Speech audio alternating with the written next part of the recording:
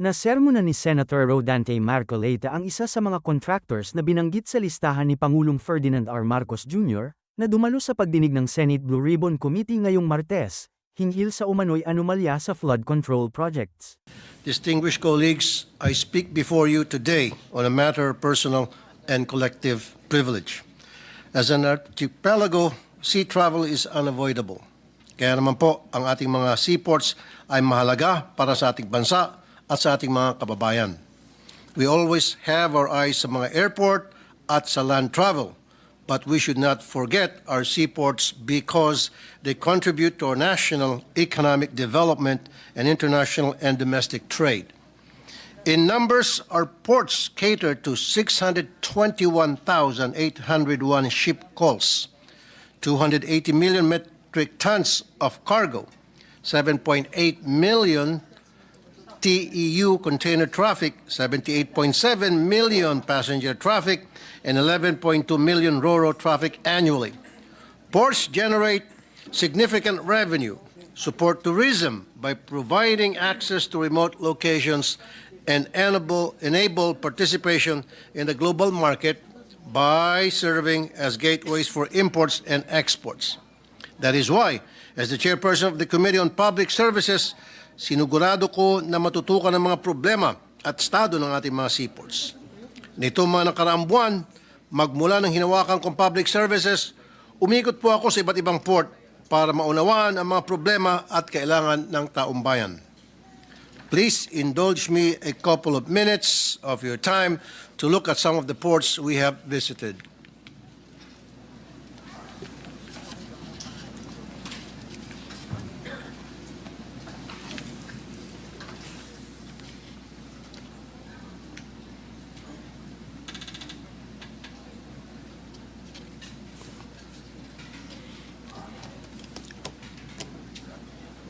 Ano yun eh?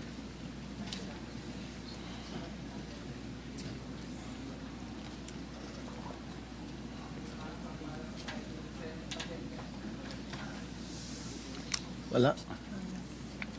Okay.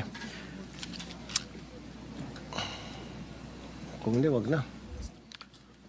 During these ocular inspections and committee hearings conducted, we have flagged various issues including, number one, overloading during peak seasons caused by faulty ticketing systems of passenger ship companies. Number two, it was also observed that there is no strict documentation to the manifest log sheet of passengers. Number three, we also noted the lack of proper screening of passengers and their bags, particularly those on board ro-ro and private vehicles. Number four, some ports have substandard facilities, no sufficient seats in the waiting area, unsanitary toilets, and poor ventilation.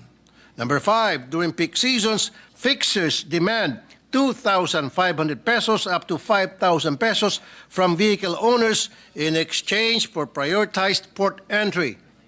Number six, when it comes to cargo being loaded on the vessels, I noticed that there is no need to provide more X-ray machines and K9 units that could check the cargo, which is sometimes used to transport smuggled goods, unregulated firearms, and prohibited drugs. Mr. President, who should be on top of these things? It is the Philippine Ports Authority. The PPA's mandate is to establish, develop, regulate, manage, and operate a rationalized national port system in support of trade and national development. According to them, their vision is that by 2030, the Philippine Ports Authority, as part of an integrated transport and logistic system, shall have provided port facilities and services at par with global best practices and a port regulatory environment conducive to national development. Kaya ba ito, PPA? Allow me to make a wild guess. Kung titingnan natin ang ilang mga proyekto ng PPA, suntok sa buwan po. Mr. President, may nakarating po sa akin na may isang infrastructure project ang PPA sa Zamboanga. Isang modern daw na two-story passenger terminal with a penthouse intended to cover 9,416 square meters and serve up to 3,000 passengers. The notice to proceed was issued on February 23, 2021 to MAC Builders, with the project formally approved by PPA General Manager J. Daniel Santiago and awarded at a contract price of 485 million pesos. The agreed timeline for completion was 720 calendar days, targeting February 13, 2023. Pero it has been 932 days, hindi pa din po ito tapos. Sa ngayon, civil works appear to have been abandoned. No updates or accountability have been made public by the Philippine Ports Authority. The project, as of date, has a completion rate only of 56%. Kung ano-anong dahilan ang binibigay: limited supply of construction materials, insufficient manpower, and persistent unworkable weather conditions. Lahat naman dinadaanan yan. Dapat ay nakafactor na yan sa timeline nila. At kahit natamaan pa ito ng COVID, matagal lang natapos ang pandemya. Sabi nga ng mga tao doon, mas nauna pa natapos ang SM na sinimulan kamakailan lang kesa matapos itong passenger terminal na ito. Mr. President, puro extension na itong proyekto na ito. Ngayon, pinapa-approve nila ang 5th project extension at pending approval, nag-apply na sila ng 6th project extension. Ang nakakapagtaka, may nagsabi sa akin na naghahanap na sila ng subcontractor na tatapos nito. Pero wala nang gustong humawak nitong proyekto dahil hindi na sapat ang pondo para sa pagtapos ng proyekto. Zamboanga Passenger Terminal is just one of the many projects under the watch of PPA General Manager J. Santiago, which are distributed to 3 pet contractors. One of them is Mac Builders. Sino ba itong Mac Builders? Pasikatin na natin. Itong Mac Builders ay dati nang na-blacklist ng National Irrigation Administration noong February 2021 dahil sa pagka-terminate ng Malinaw Dam Improvement Project sa Bohol. This 730.9 million pesos project was terminated because of failure to fully and faithfully comply with contractual obligations without valid costs and lack of essential equipment. The performance security of 219 million pesos was forfeited.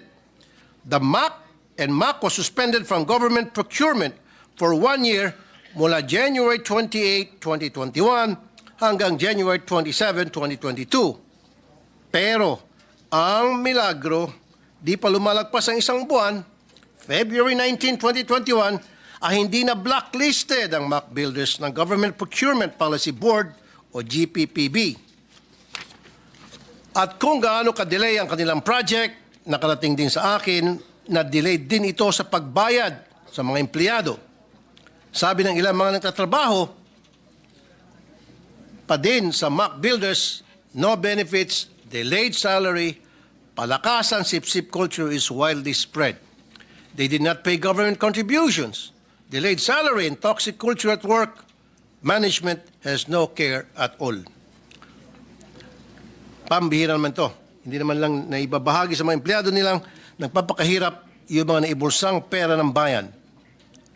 Mr. President, apart from these delayed passenger terminal, the services in the Zamboanga port is horrendous, despite the 2.5 billion contract with Global Port Zamboanga Terminal Incorporated. First, there is the persistent scalping of port access issues. There are repeated complaints about unauthorized ticket resellers and weak ticketing controls. Second, poor pre-departure holding area conditions. Passengers required to stay for at least 2 hours in the pre-departure area and do not have any proper seating facilities and suffer from very poor ventilation. Third, lack of accessibility and priority lanes. There are no special lanes or priority boarding for parents with small children, senior citizens, persons with disabilities, and pregnant women. Finally, there is a concern regarding the cargo handling rates at Zamboanga, which increased by more than 300%. Local stakeholders cite this as a major blow to small traders from Basilan, Sulu, and Tawi-Tawi who rely on the port for commerce. Indeed, people from the shipping industry has been saying that the PPA infra anomalies has slowed domestic trade significantly and has made local shipping more expensive than international shipping. Mr. President, sounds familiar itong unfinished passenger terminal project Zamboanga. At dahil may momentum na tayo dito sa mga flood control projects, gusto kong tuloy-tuloy na itong pag-ungkat ng mga kalokohan sa iba pang mga proyekto ng gobyerno. I want to focus on improving our transportation sector. At sa ating mga kababayan, inanyayan ko po kayo na magsumbong dahil we are on your side. Get involved in these hearings. Put pressure on your public officials until it hurts. Demand transparency and accountability, and insist on public involvement and participation. We will ensure that all other ports will get checked and be worth every centavo invested from the people's money. Kaya sa PPA, shape up or ship out. Thank you, Mr. President. Mr. President. Senator Villanueva is recognized. Yes, Mr. President, the minority leader is seeking the floor to interpolate the gentleman from Isabela. I move that he be recognized, Mr. President. The distinguished minority floor leader is recognized for his interpellations and/or interjections with leave of the gentleman from Tarlac, the Honorable Tulfo. Thank you, Mr. President. Will the distinguished gentleman from Isabela, Tarlac, and the Philippines answer a few, a few questions, Mr. President? Kaya Philippines na para natin. Yes, Mr. President, by all means. Thank you. We would like to congratulate you for this well-crafted, privileged speech, and we are somehow bothered by the revelations. Imagine a contractor who has been blacklisted has again been able to get projects from government. Baka baksak na naman ito doon sa sinasabi nating pagka-blacklisted, baka dapat, hindi na dapat binibigyan ng pagkataon. Anyway, I hope my only question, it depends on the answer of the gentleman, is who is this Mac Builders, Mr. President? Who are the people behind Mac Builders? Okay, thank you, Mr. President, for that question. The contractor, Mac Builders, the owner and president is Manuel A. Chua. And the contract price was 485 million pesos. The project that was mentioned in my privilege speech. And this contractor, like I said, Mr. President, has been blacklisted already, supposed to be for 1 year, but even before 1 year, siya po ay nabigyan ulit ng contract. Kapareho po ito sa mga flood control projects na pinag-usapan natin ngayon dito sa Senado, and even yung mga projects sa irrigation, Mr. President, halos kapareho itong mga nangyayari ngayon, na yung mga contractors na na-blacklist pero nabibigyan ulit ng mga proyekto afterwards. Sila rin ba yung ano, are they the same contractors for the NIA of Malinaw, Bonot, Earthfield Dam projects that you mentioned earlier? Yes, Mr. President, yung Malinaw project, sa kanila po yung Mr. President. Sa kanila. Yung Bonot, Earthfield Dam. Yung Bonot, we still have to verify, Mr. President. Pero Alright. yung Malinaw, I'm very sure na sila po yun, Mr. President. These Mac Builders and the other possible contractors, were they licensed by the PICAB, by the PCAB, the Philippine Contractors Accreditation Board? Yes, Mr. President, they were duly licensed by PCAB. And the blacklist came from?